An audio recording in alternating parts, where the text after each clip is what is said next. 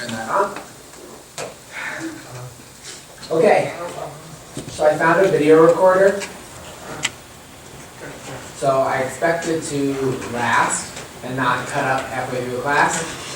So it was like a nightmare for me trying to download all the parts and upload them again. It was 6 different videos that I had to upload. Last Friday I was pulling my hair out because it was so much work. But tonight we have this one and we'll be good to go.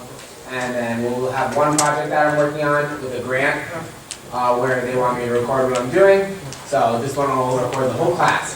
So let's hope it works well. So tonight we're going to talk about one of my favorite topics in this class related to Japanese culture. I also tend to add some stories in about the experiences that I've had with different parts of Japanese culture. So some will be funny stories, some will be other types of stories and stuff. I want to show you this. I have something for you guys that I'll be showing. So at the end I'm going to give these out. So I'll leave it there to remember so that I give it to you guys. So it'll relate to what we're talking about here tonight. 2 weeks ago, do you guys remember I talked about the iceberg? Do you remember this? The cultural iceberg? Tonight we're not going to talk that much about the surface culture, the top part of the iceberg that's out of the water, because that's everything that you guys can see. For example, what are some things that you can see on the surface of a culture?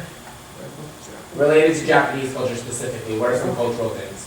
Clothing, kimonos, the wraparound kimono, the food, things that are visible that we see often.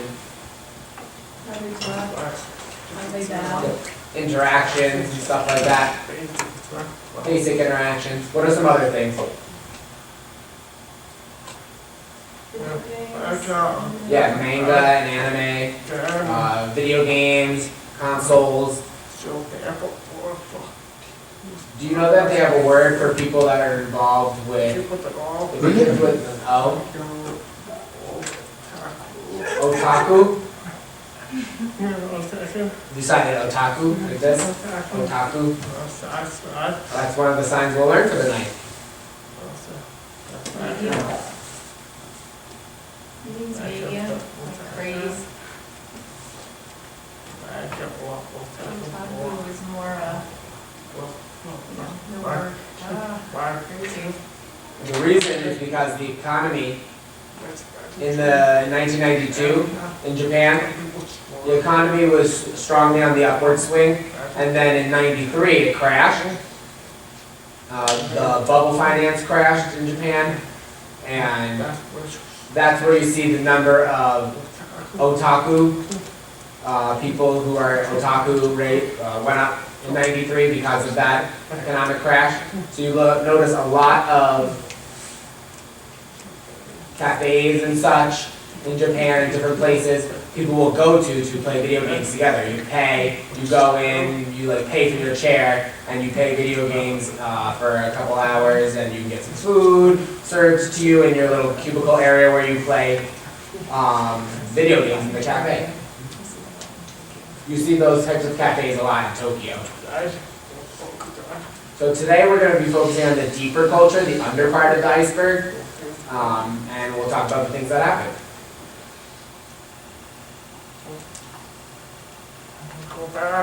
So going back to 1200 AD. Before that, the emperor was in control of Japan. They had different regions in Japan where soldiers, the warriors who fought in the war, they became more and more powerful, and they were fighting each other in different regions all over Japan, and there was futile fighting. It was a feudal system that caused fighting, and the military got more powerful, and the fighters were called warriors. The Japanese word is Bushido. So it's Bushido code, but they're Bushi, warriors. So Bushido code is their way of war. From that time period, they developed code to go along with the bushi. For example, there's honor is one of the codes, respect, integrity. All of those encompass the Bushido code. There's 7 of them total. And that was the start of what is Japanese culture, and it developed into what it is today.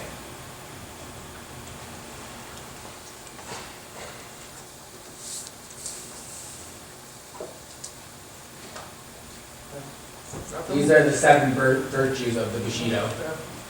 So, like I said, integrity, respect, heroism, honor, compassion, honesty, and loyalty. Those are the 7 virtues. Just to give you an example, one of the highest virtues in Japan is loyalty. For example, people who work for Japanese companies, they tend to be very loyal to the company that they work for. Their boss and honoring and being loyal to their boss is one huge virtue of Japanese culture, and it was actually established back in the 12th century AD.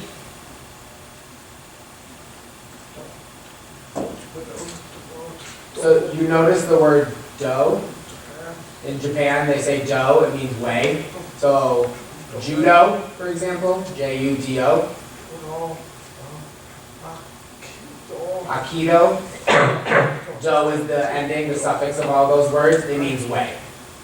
So judo, aikido, and they use that as way. So bushido.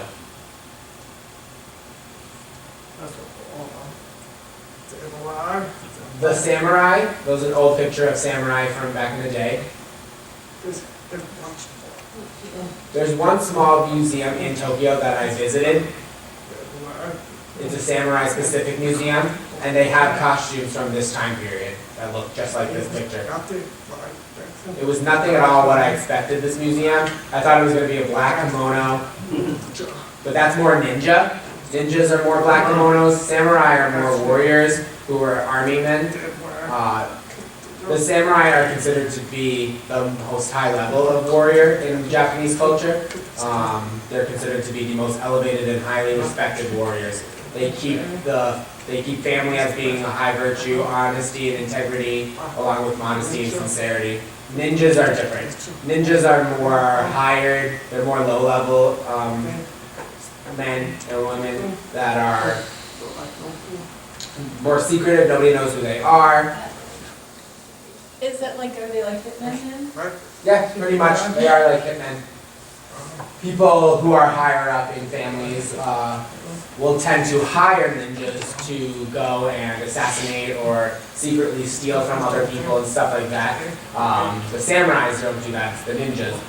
They tend to train poor people from a younger age to become ninjas so that they don't have to follow codes like the Bushido code.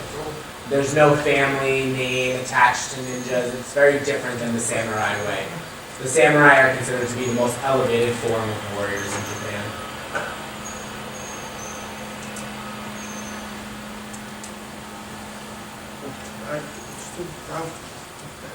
So tonight I'm going to introduce some new vocabulary, and I'll go upon expanding on what each one is. Do you recognize any of these terms up here?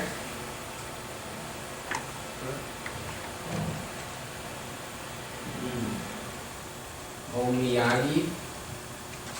That's what I'm going to be giving out to you guys. The omiyagi. Signed omiyagi. We'll be talking a lot about the omiyagi tonight. Because you will be expected to bring omiyagis to Japan for your pen pals. So keep a backup omiyagi in case you meet someone that you want to give the omiyagi to. So I'll keep a bunch of different things from RIT with me, like pens and keychains, different little things from RIT in my bag. So if I meet someone, see like this lanyard, I tend to have them on me, and then I can give them out as an omiyagi, and someone can give me their omiyagi. So it's fun to do that trade-off. The rules related to Yomiuri we'll get into though. There are rules related to it. So wa is a thing that covers everything.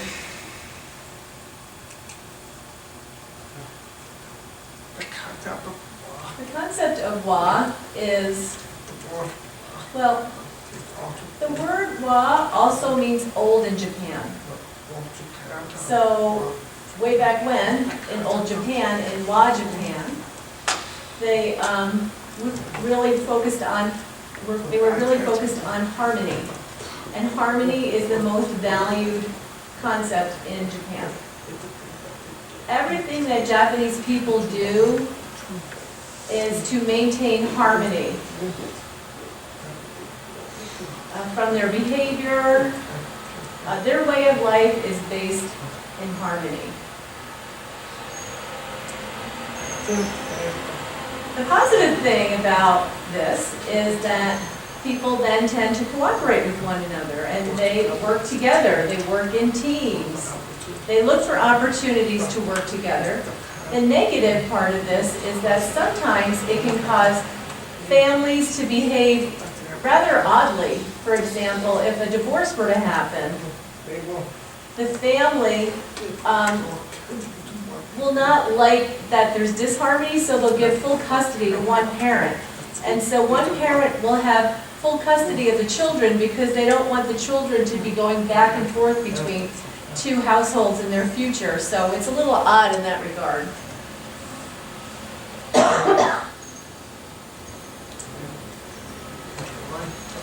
Typically, people try to avoid arguments. The concept of wa is to avoid conflict. And being on time, people in Japan are very prompt. They always arrive on time, and it stems from this concept of wa. Everybody's expected to show up on time, because if you show up late, you're causing disharmony, you're causing conflict.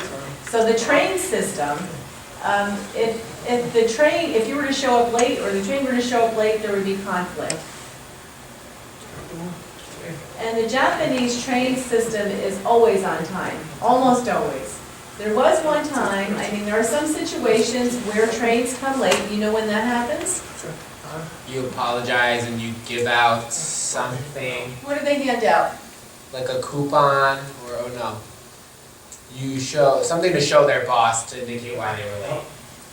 Yes, if the train arrives late, then once the people get on the train, the people who are working there have to bow, they have to apologize, they have to show that they're sorry, and then there's a certificate that says to tell the boss that the train arrived late, and so they can give it to their employer when they get to work. Did that happen to you before? Did you ever get one of those certificates? Yeah, I've gotten it, and I was like, okay, give it to my boss. But when I was home, no, not as much. Typically in Japan, yes. I mean, in Tokyo, yes. In Tokyo, because that's business and industry, so that would make sense there. So that is the concept of the wa. It's the concept of harmony. Also, when you think about crime in Japan, what do you think in Tokyo? Is crime rate high or low? Low. It is very low. They have a very low crime rate. The police do not carry guns, and there are no guns allowed. And again, they have a low crime rate because of this foundational concept in their culture of wa. And you can leave your bikes unlocked and no one will take it, right? You can just leave them. I think I saw a story once about a man who left his phone or his laptop in like a restaurant because he accidentally forgot it, and when he went back, it was still there. I would not recommend doing that, but yes, it did happen to me. The first time I went to Japan, a good friend, Minoru, do you know Minoru? Do you know Minoru? Minoru, yeah, Minoru. Well, anyway, I was with him, and we were in Tokyo, and I had my camera with me with a very nice lens attached, and very nice camera. And we went to a tea shop, and Tokyo, we were in a very busy we're in the Shibuya area of Tokyo, which is an incredibly busy area. And we were sitting having tea, and we were there for about an hour, hour and a half. We were done, and it was a Saturday, and so it was very busy, a lot of people around, and we made our way out of the tea shop through the crowds, and about 20 minutes later, I realized that I had forgotten my camera. I told Minoru, my camera, I left it in the tea shop. I said, you think it's gone? And Minoru's like, no, it's still there. Don't worry, it's still there. And he's like, it's there, trust me. And we went back to the tea shop, and lo and behold, it was still there, and the manager came out, bowed to us, you know, showed us my camera, and I was amazed. 2 years ago, one of the students from the group who traveled from NTID left a backpack, which had a laptop inside, and he left it at a restaurant. It was on the second floor of this restaurant. He went down to the first floor to meet the person. No, happened Minoru was there too. Anyway, I was like, oh my God, I left everything upstairs. And I told him, calm down. Minoru watched me. I go, it's still there. So the student went up, and lo and behold, everything was there, but I didn't tell the students my story prior to that trip, and people, you know, I don't want you to become careless because you know of this, but do be careful because Tokyo is a big city. It is urban, just like here, big cities here in the U.S., you just never know. So yeah, people who go there from other places, they're not used to that. In terms of religion, the two most popular religions are Buddhism and Shintoism. And so that is put in this left-hand graphic under Buddhism. And you can see Christianity and all other religions are pale in comparison.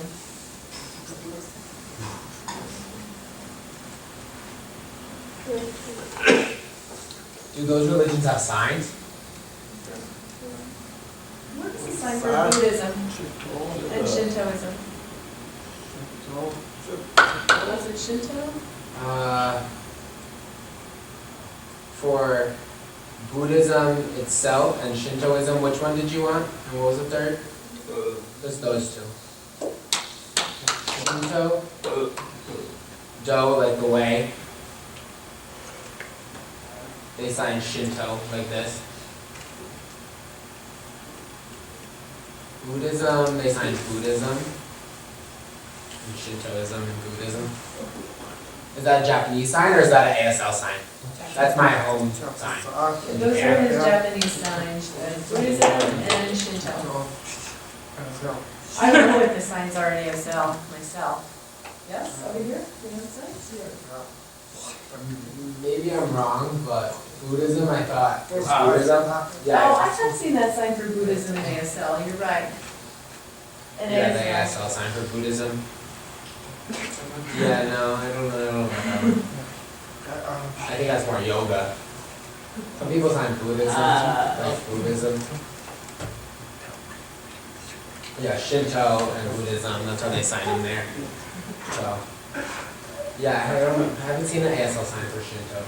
All right, well, anyway, back to the point, harmony, as this slide says. Now this is Kyoto. On a clear day, you can see Mount Fuji from Kyoto.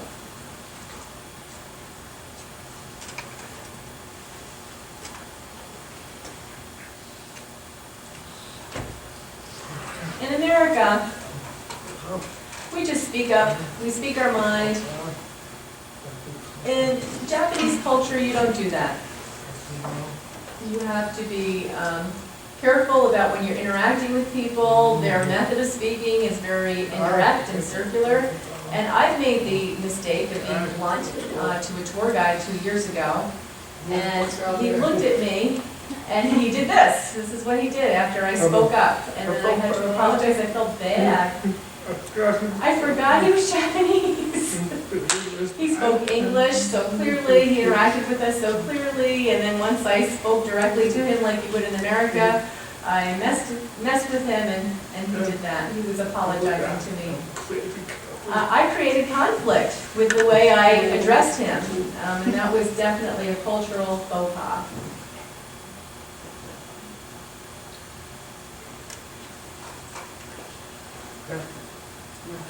Okay, so new concept, there is something called tatame. Tatame, and that is a specific sign for it. Tatame, Or concept. holding in what you're thinking. It's really almost putting a mask on your face.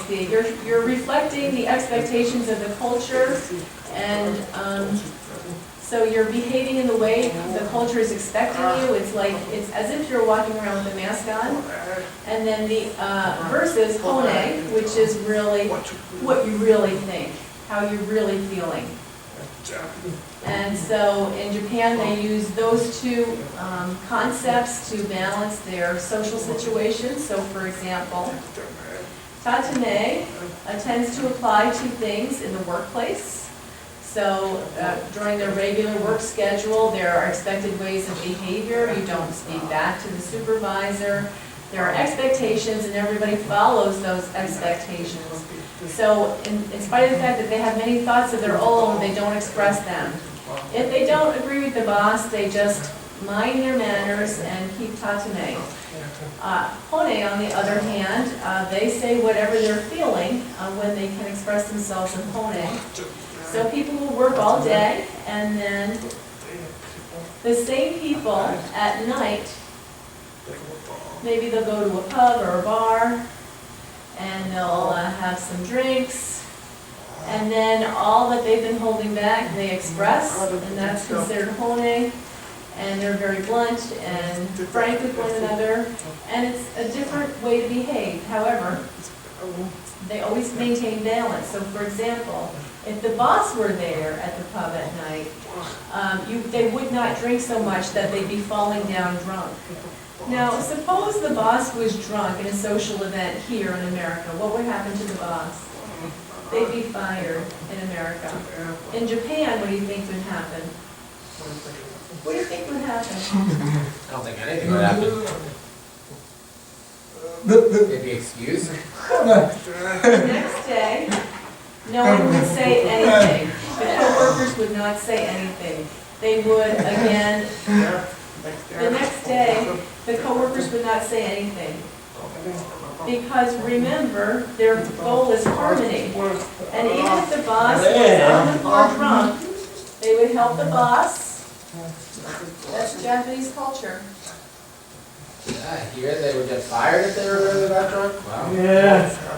Most times, yes. I mean, if the boss, bosses in the U.S. are considered role models, but it's a balance in the Japanese system when you think about these two concepts. Okay. Well, let me add then. So, in Japan, if you got fired, for example, your boss, if you're working or anything like that, and they're really drunk, falling all over the place, behaving badly, and got in a fight, for example, and hit somebody, then okay, then you would have to call, and they'd probably get arrested if they hit somebody. Maybe put in jail.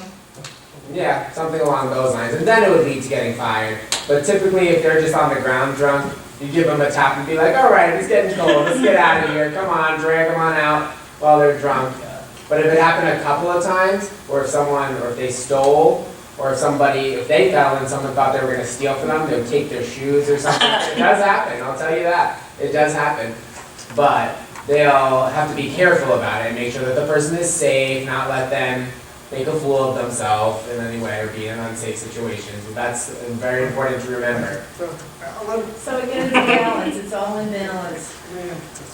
So the extreme situations would be if there was actually a fist fight, and that could result in jail. But you don't want to put shame on the individual or on the culture, because remember, one of the tenets of Japan is honor, so the opposite would then be shame. You don't want to shame yourself nor your family. You want to check on the camera for me?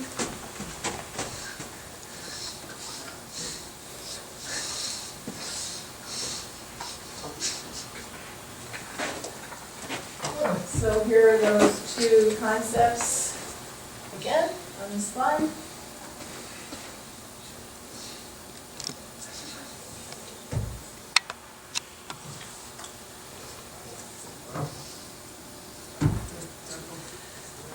several examples, if I could have your attention, there are several examples, and they're up here on the slide, of, for example, Japanese companies, yes, they do offer many paid vacations, but many employees do not, take advantage of that. They don't want to take vacation because they're concerned that people will think they're disloyal or they don't want to work hard. And so they just keep working without any vacation. And that's an example of Tatame.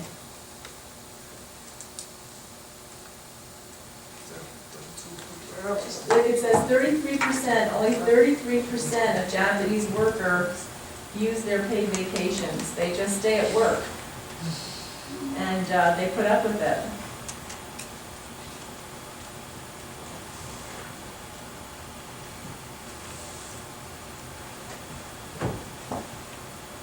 Here's another example. So if you work 13 hours a day and you're just drained.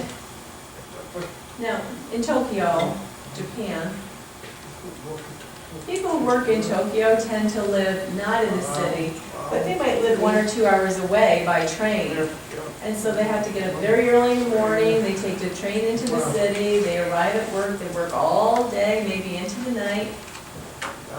And then the co-workers maybe at the end of their shift might say, let's go out to the bar, let's go out to the pub. And the worker wants to go home, but has this responsibility to his co-workers and will go out and have drinks with them. We will visit a deaf-owned izakaya. Izakaya see it's right here.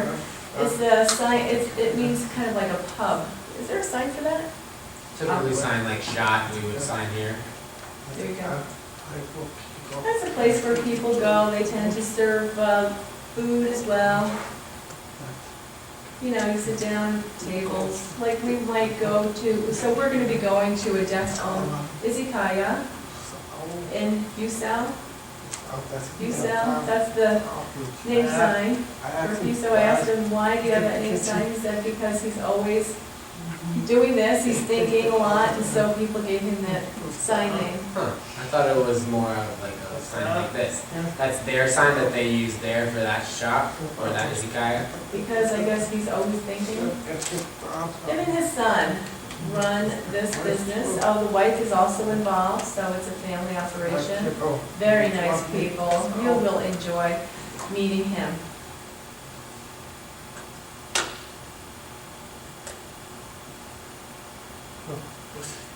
So which is Tatame and which is Hone? This is Hone, Tatame. Yeah.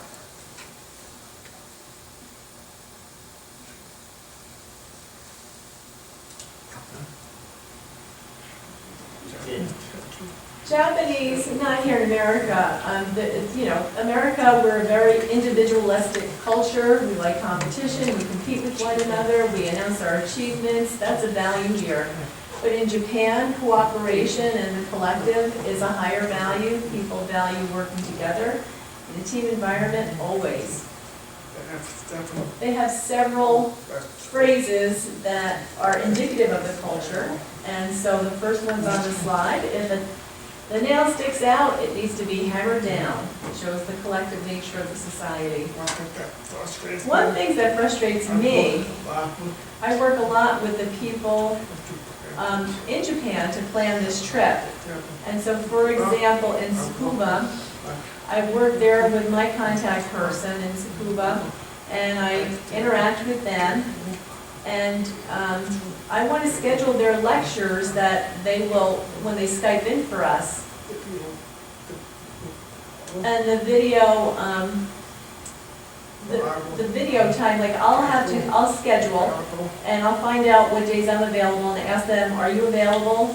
I don't have to wait a week before they respond. And when they respond, they say, well, that date is a problem. And so we have to go back and forth several times before we can nail down the date. And the reason is because my contact person cannot just make a decision. That contact person needs to meet with everyone in his area, meet with the committee, get everyone's approval, And then when they decide what they want to say, they tell me what they want to say, and then I answer, and then he goes back and meets with the committee again. So I've been doing this for 3 or 4 years now, and so now I'm used to it, and I've become more patient. The other situation is related to the video panels that I send, like for your names and your majors. I sent that to them about 2 weeks ago, so they could match everything up. And so I did that 2 weeks ago, and I have been waiting, and this week they contacted me and they said, oh, by the way, did you know that school starts in April? And I was like, oh my goodness, that's right. I just had, it starts in April, so we won't know our ASL students until April, because they have a different calendar, like, but I sent them this information 2 weeks ago, and they didn't get back to me until this week to let me know that school didn't start for a couple of months, so they didn't want to insult me. And so that's okay, that's fine, it starts in April, so you will start contacting and, you know, interacting with your video pen pal in April. So that's what you can expect, and that's been my experience interacting with them. There is a formal word here, ringacy. It means collaboration, and that really is a strength of the Japanese culture. For example, Japanese cars. What's the good thing about Japanese cars? You know, what are Japanese cars famous for? They're dependable and they last a long time. Reliability, quality, yes. Safety, good quality. Why? Because there's a lot of discussion, and they want to make sure collectively that things are done right. So they want to make sure that the product is done well. So there are a lot of positive things that are in the Japanese culture of the collective.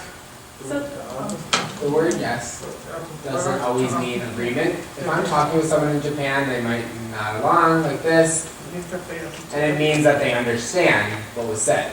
It doesn't necessarily mean that they're saying yes in agreement. So it's an ebb and flow kind of negotiation when communicating with someone. It's not definitive on what we're going to do. We have to work through email, figure it all out, get everyone's opinion in there. My contact person for scheduling, I have to go back and forth with them and their contact person, so that I can't just give them a schedule and they say yes or no. It has to be a back and forth conversation. Everyone has to be included in on it. So you start to develop a rhythm in a working workflow to understand the way that they do it there.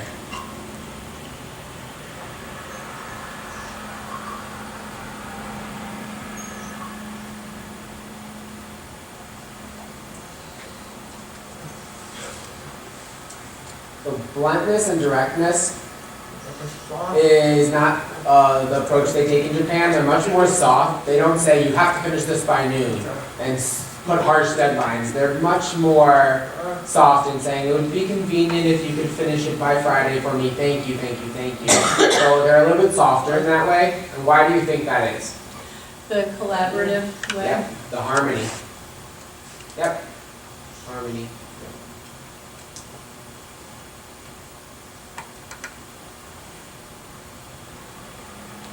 Before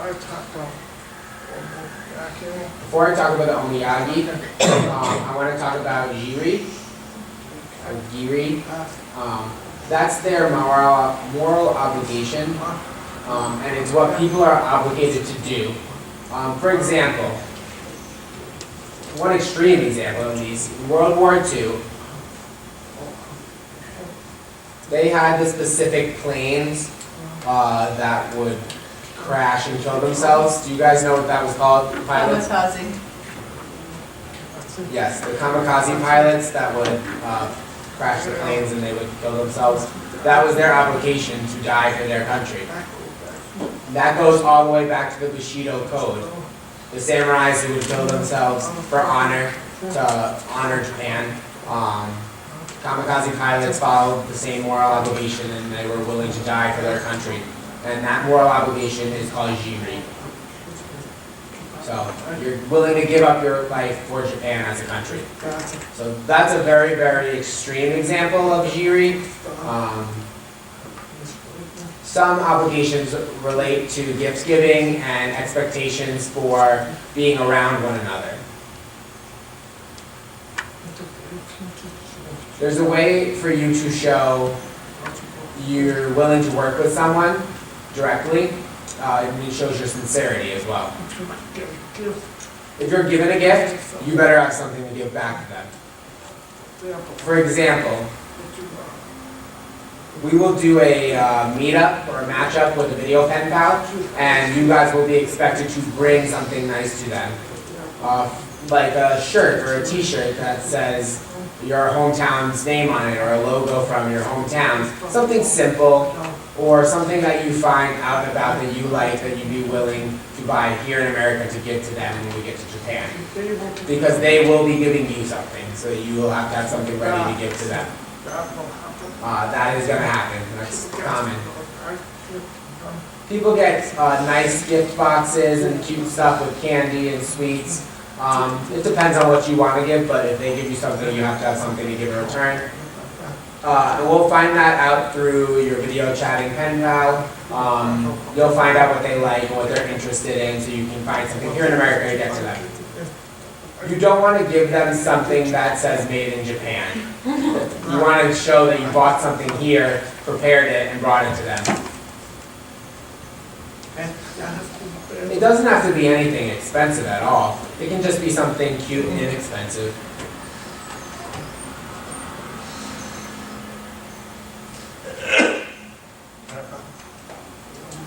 So the omiyagi,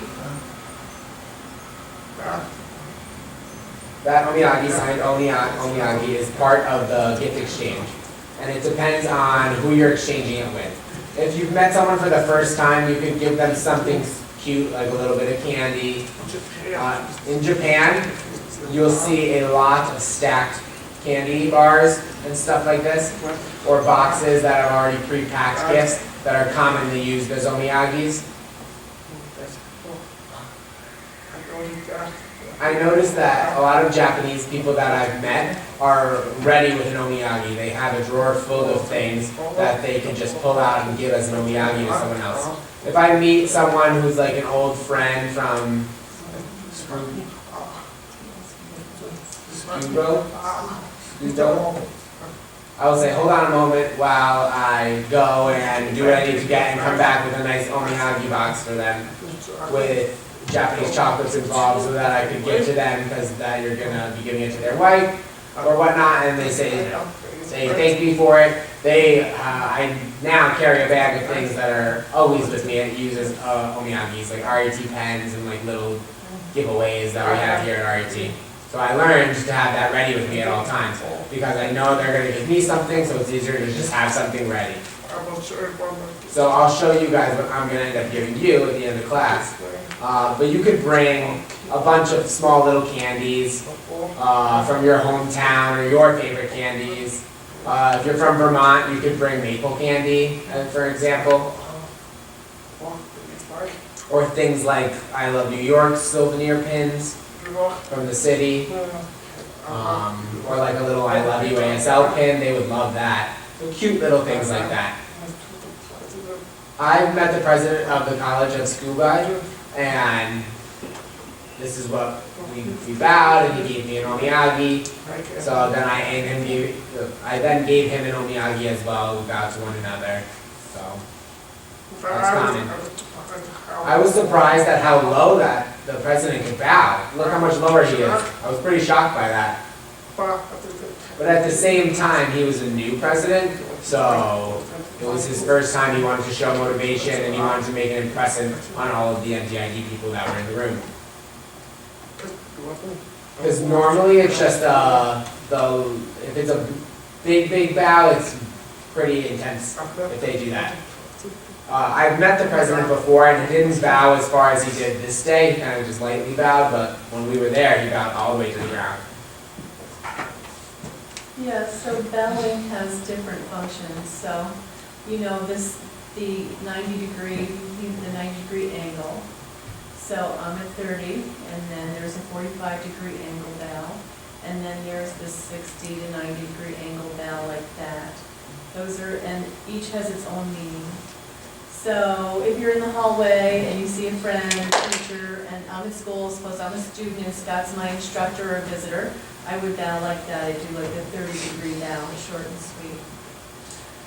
But suppose, I don't know, I'm more distinguished, I'm a graduate, I might do 45 degrees if it was a graduate that I was interacting with. You know, and then you like, if you count, like, you don't just count 1, 2, 3, you go, you bow, and then you count to yourself 1, 2, 3 to make sure you're holding that posture. So you count to yourself 1, 2, 3? Yeah. So before graduation, like practice, you know, everybody at the same time needed to bow. And so we bowed together, and then we stood up together. And if we didn't bow together and stand up together, we all had to do it again. And so basically that's what you do. You bow, you count to yourself, 1, 2, 1, 2, 3. Imagine the collective of everybody bowing at the same time. And then Collective. They have that collective culture, like we said before. And then the third one, the 90-degree bow, means that you're apologizing, or maybe you failed to make something. This is serious. Maybe you're in trouble. And, you know, if you were, say, for example, in the media because something happened and you are the person taking responsibility, you do the 90-degree bow. So those are the 3 degrees of bowing. Thank you for sharing. Yeah, it's very helpful to have him here.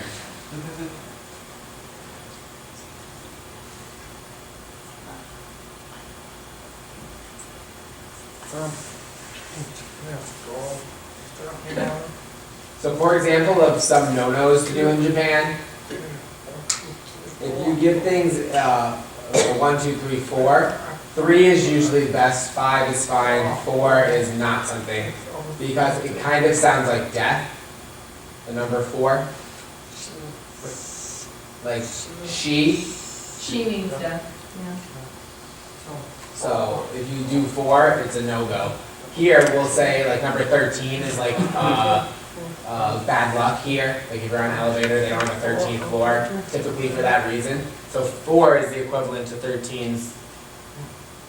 Here. So this A-OK handshake is a no-no in Japan. So don't sign this in Japan, because it's a bad word over there. What? Like for coin, but if you were to do it like a hey, okay, it's a no-go. Well, some deaf use this sign.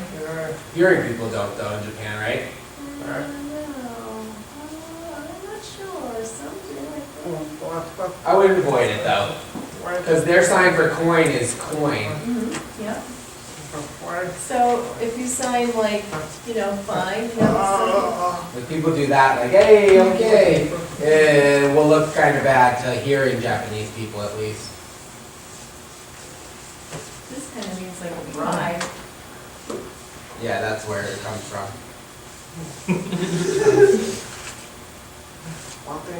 One thing you don't want to do in Japan is tip at restaurants. Leaving a tip at a restaurant is a no-go in Japan. Does anyone know the reason You why? don't have to. They're awkward, they don't want to accept tips. Yeah, it could be considered offensive. They would think that my service was bad, you're giving me more money, so don't tip. They don't expect a tip, so you don't have to leave a tip. So remember that. The tour guides, and if we hire a bus driver, those are people that you would then tip, but not servers in restaurants. You could tip the bus driver and the tour guide, but not the restaurant servers. Because you paid already. That's how they view it, is you paid for your service. You don't need to leave a tip. Business cards in Japan, if there's a specific way to exchange a business card. We'll use whatever card I can pull out of here. So let's show them. So you would bow, you do this. You're not gonna wanna put it in your pocket like this. If I have my own business card, I then take my business card out, give it, let me get some, that's fine. Do I have anything on me? There we go, we'll use my phone. And then you take it, you don't pull it from them, you get it, give it to you. Use two hands. And then once you're done, you hold it like this. One thing that I always do when I get it, I don't put it in my pocket. What I tend to do is I'll put it on the table, and then I'll have time, it gives you time to read the business card and everything that's on it, bow again, and then you can put it back down on the table. Because if you put it right in your pocket, it can be viewed as offensive. Well, also, if you take it and then you put it in the wallet and then put it in your pocket, that's considered rude. So it's better if you have a business card, like this is our sign for business card. So you take the business card and then you put their business card in where your business cards are, and you take your business card out and give it to them. So then, when I get it with my two hands and I want to give it to them, I then have to do the exact same thing, bow, do the exchange again. Yeah, you'll get it, you'll hold on to it, you'll take yours out and put theirs in where yours was, and then bow again. Thanks. Also, I think it's a pen. Well, you hand it to them, and then you have to wait until they read it, or when is it okay to actually put it away? Like, when can I actually put it in? It's okay to put in the pocket. That's okay to put it away. Of course. So you'll read it briefly to learn who the person is, what their job description is, whatever other information they have on there. Take that time.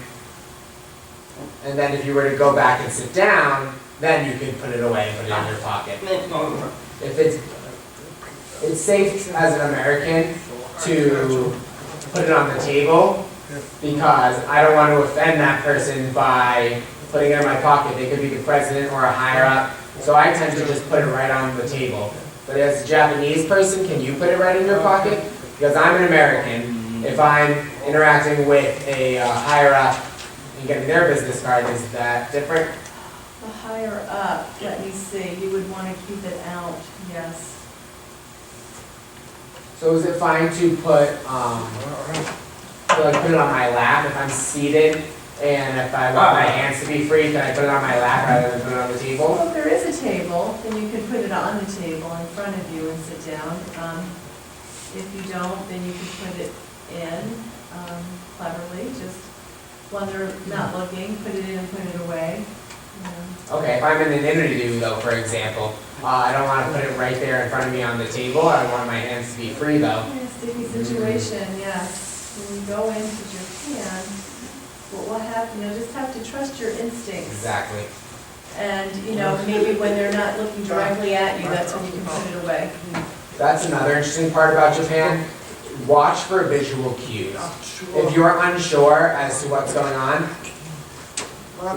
let them try to read your face and your visual cues. So for example, I went to a restaurant in Japan, in Tsukuba, and I was with a bunch of other faculty from the university. The vice president of the school in Tsukuba was there, and they invited me to this very, very elegant restaurant that I was very surprised at when we got there. There was a private room, there were private rooms for everyone with dividers.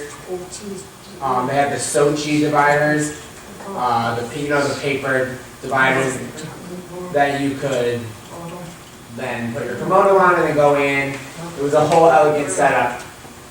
And right there was you had to like walk in and take your seat on the floor. There was like a hole in the floor where everyone would then sit around with the table down there on the floor as well. I was like, this was great because I didn't have to kneel, I was able to sit. They had a hot pot with different vegetables and meats and stuff like that. Is that making noise? So like I was saying, they had this hot pot of veggies and meat and different things. And there was one mochi, like mochi, M-O-C-H-I, the squishy candies in the hot pot. And I was putting a bunch of different things on my plate, and I put the mochi in the bowl, in my bowl, and then I kind of let it cool off and all that. But the mochi itself was very hot, and I didn't know any better, so I picked it up.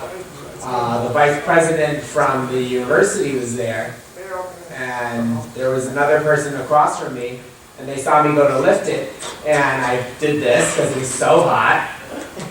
And I made all these faces, and I was so embarrassed. I didn't want to spit it back out on my plate. I didn't know what to do.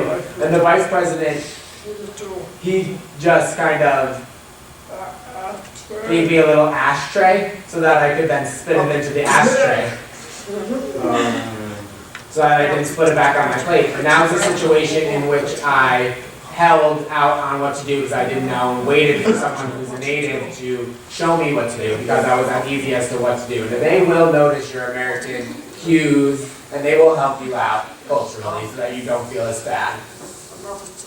Another situation that I got myself into when I was there with students who had never been to a restaurant where they use chopsticks. So everybody had chopsticks around this circle, and he did not know how to use them. He'd rather use a fork because he wasn't used to using chopsticks.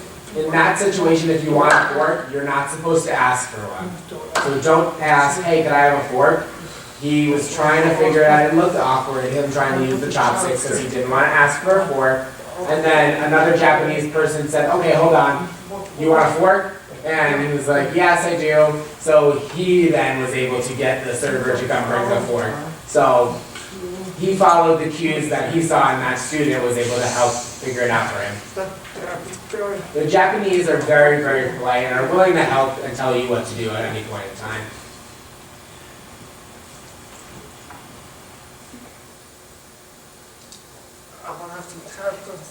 I want to have some fun time for him to teach some JSL. We talked a little bit about the concept of Choto. Choto. Japanese tend to they tend not to say no right away. Like for example, I went to get a ticket for able to get from Shinto to Tokyo on the train. I wanted to buy my ticket in advance so I could go the next day. I went up and I told them I would be liking to get to Tokyo by 2 o'clock the next day. He looked at the screen, the worker, and made a face like this. And kind of looked at me, and I looked back, and he was uneasy looking. And he said it was very difficult. That'd be very difficult. I was like, okay, well, what about it is difficult? And he said, oh, Choto. And then he looked, and then he called his boss to come in, and his boss looked at it as well. And he said the same thing to me. He said, oh, this is going to be difficult. And I was like, okay, is there no train available? And he said, it's all full. There's a train at 4 o'clock though. But he never said, I'm sorry, there's no train available. He kind of went around it by using Choto. And that's the whole concept that people use in Japan for the hospitable aspect of not having to say no. There was no choice on his side. He couldn't do anything about it, but he didn't want to say no. He felt bad if he said no to me directly, so they used Choto instead of saying no. And that's to keep harmony.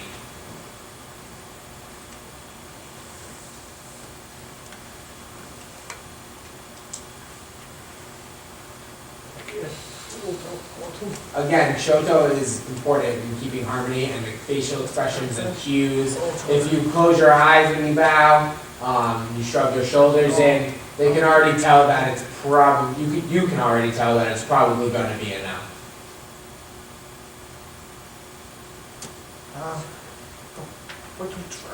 When you travel to Japan, one of the things that you will really enjoy is how respectful everybody is.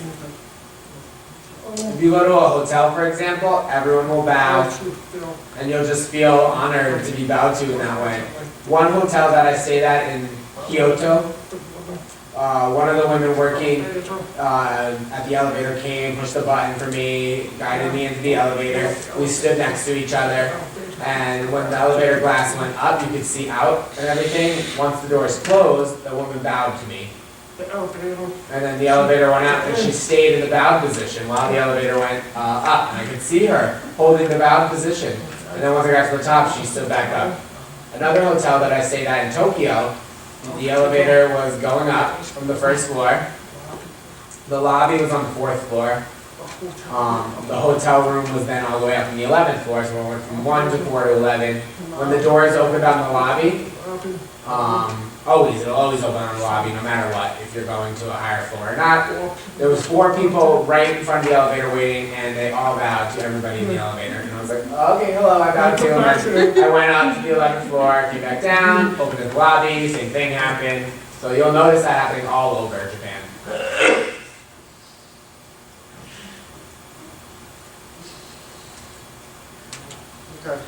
All right, we talked about this already.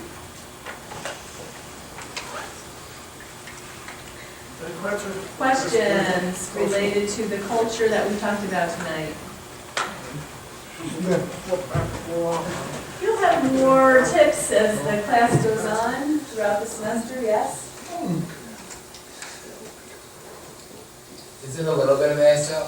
Can we do a little bit of ASL because of using our voices? Because the time before April when class starts. You'll know a little JSL, and you'll be able to interact with them in different ways. Also, there are hearing people there as well. Yeah, since I use my voice, that's my concern. We'll work something out, don't worry. By the way, who is scheduled to present next week? Okay. Let's see, other 4 people, who's scheduled to present next week? Okay, you, Michael and you two? Okay, so let me talk to you after class to make sure we work out your presentations and make sure that you have everything you need, okay? So next week, we will start the presentations with the 2 with the Ito period, and then the Meiji, the Meiji resurrection. Both are very fascinating parts of Japanese history.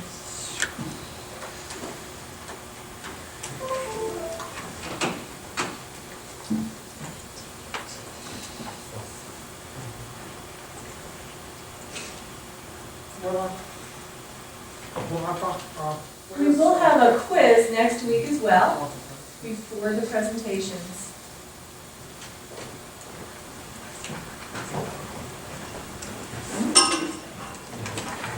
Okay, so before time runs out, we've got enough time, right? You guys need to leave? We've got time, right? So we are going to practice some signing, so we're going to change our brains.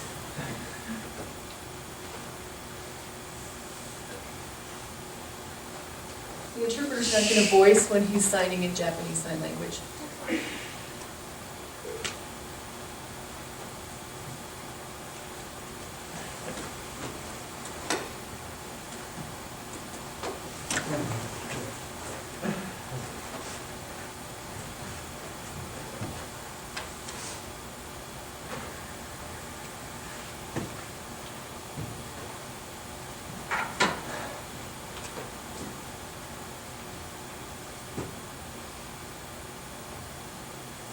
Moon shape, the crescent shape in the middle of that sign, crescent shape.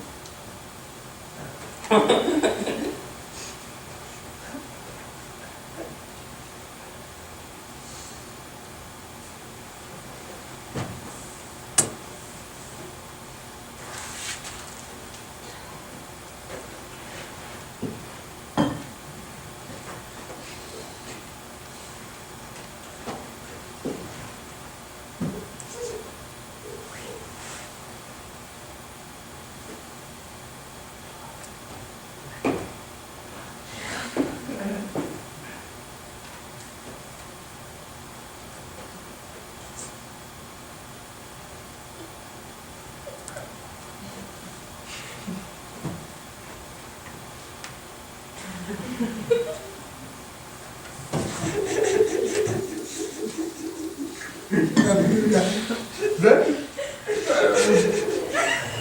times the pinky string.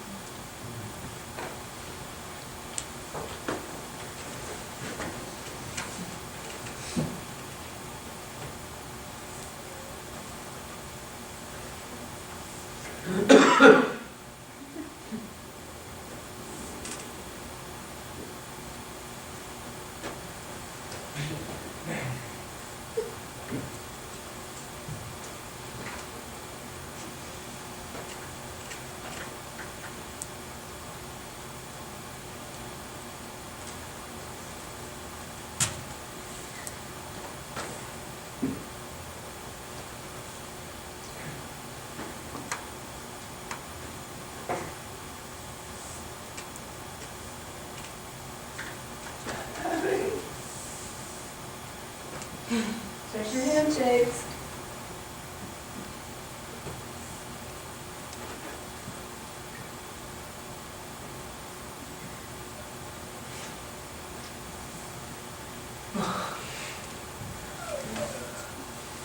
About 100. 100.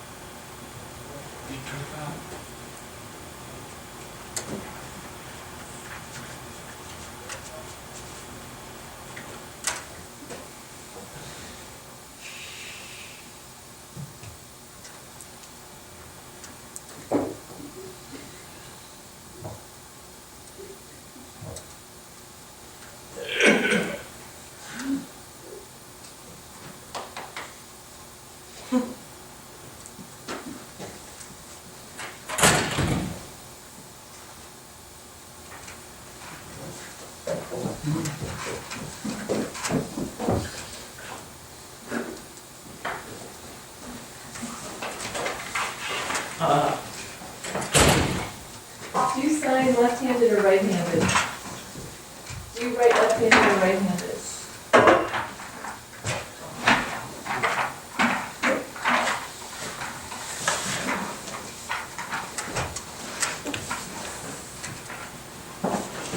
Are you left-handed or right-handed?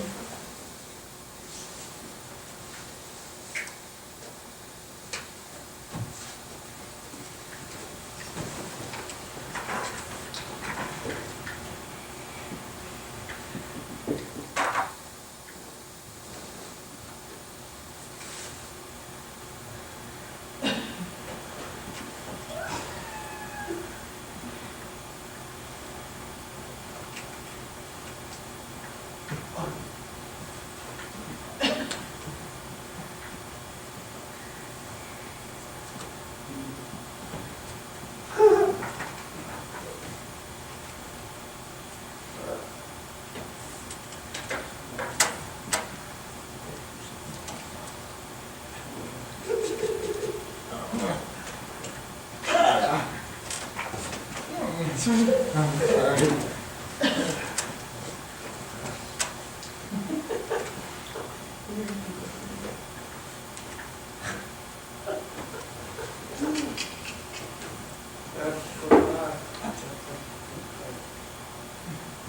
just like 25 in ASL.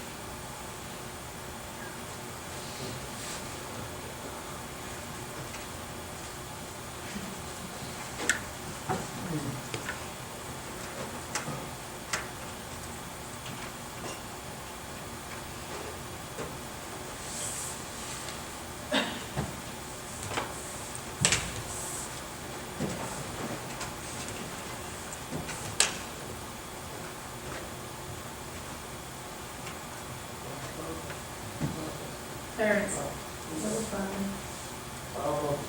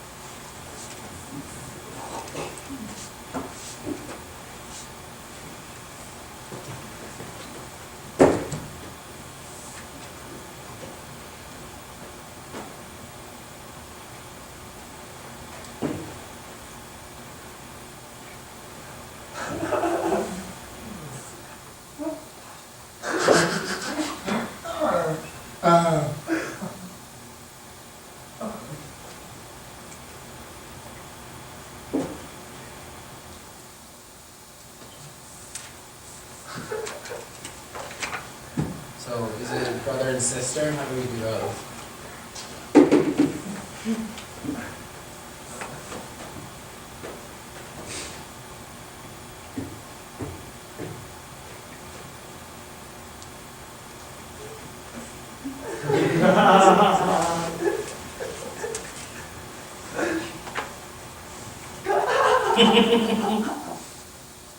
What? That looks like a girl. We'll pretend it's a boy.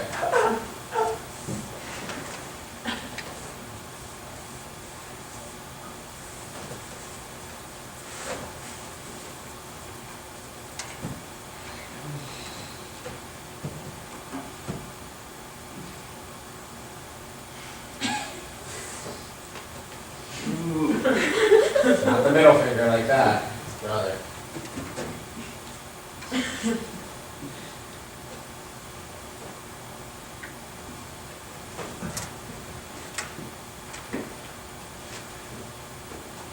Oh.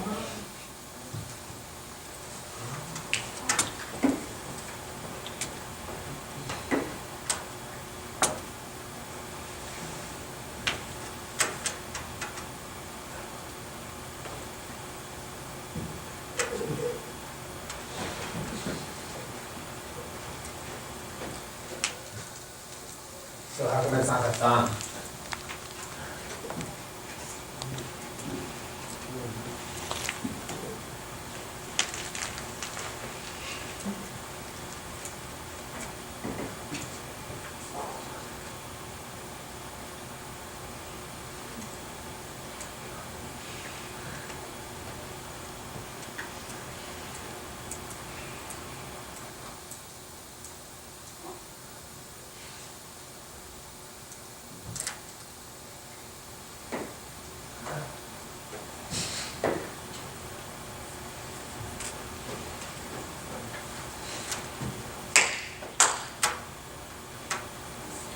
Through ages.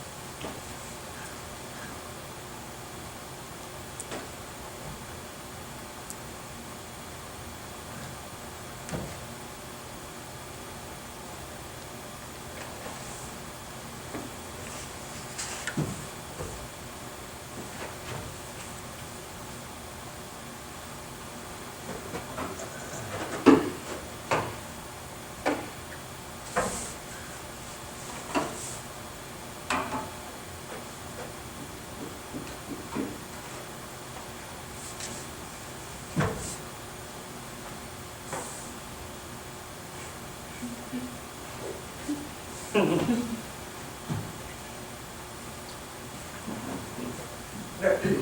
it up.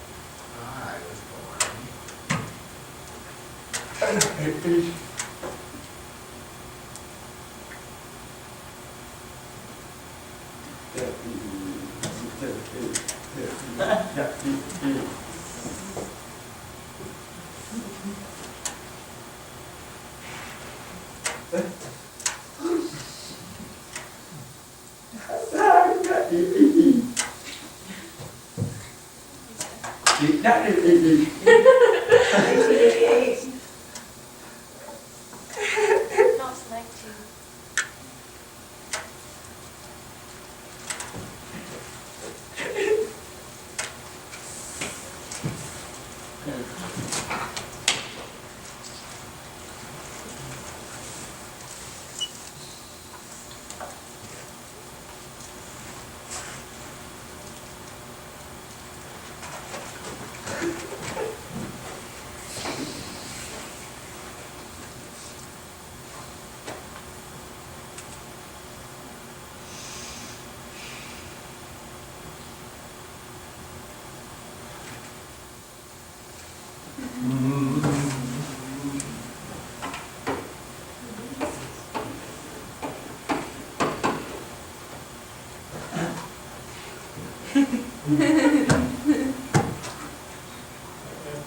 Đặt điện thoại. Đặt điện thoại. Ôi.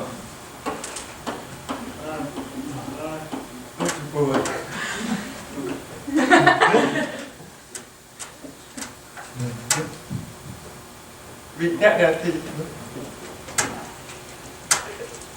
sợ ôi đã sợ đó sợ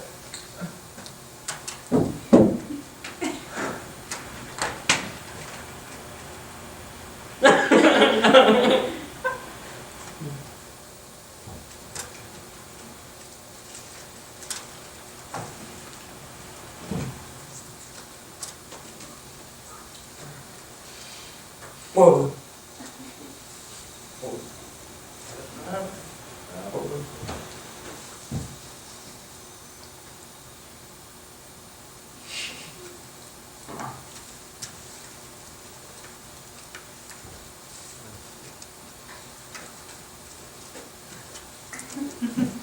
Rồi.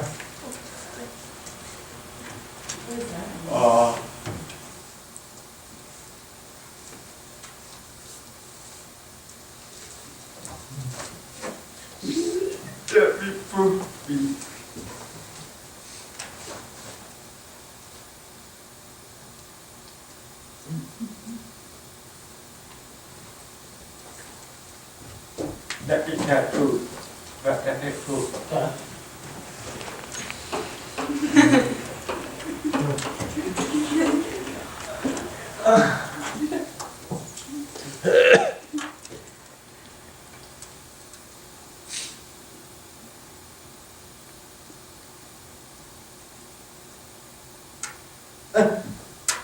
Cô. Cô.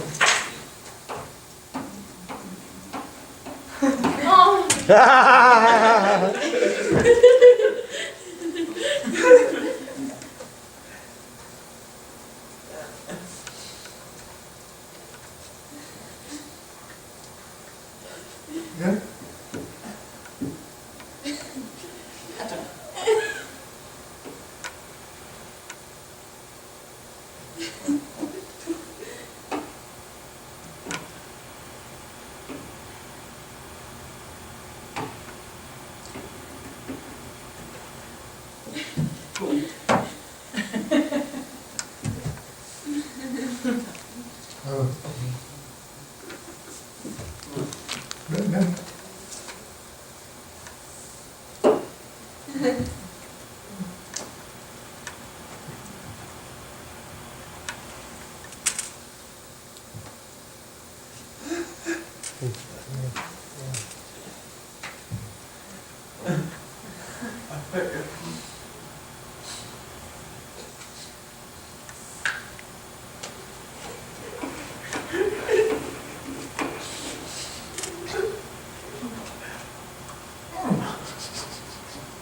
Amen.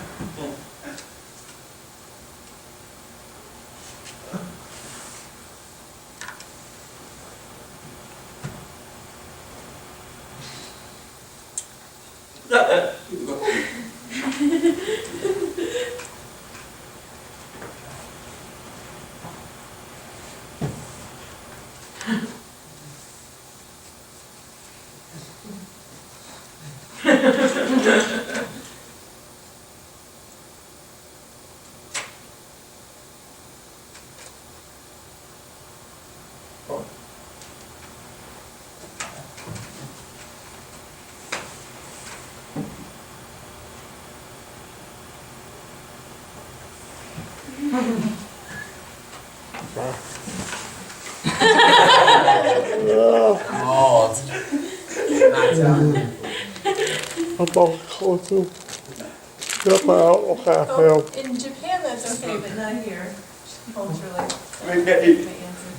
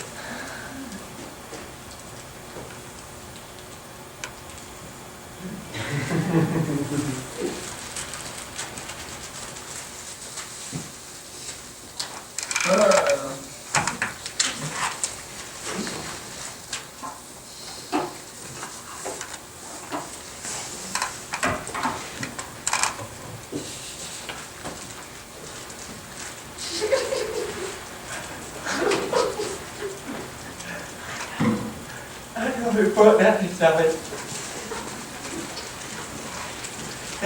Could you go?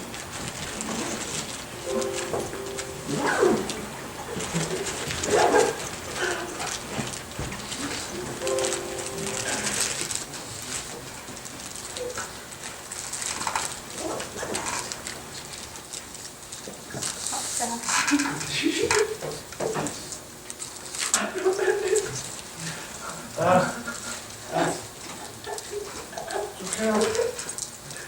you can use this for when you give your omangi to someone in Japan.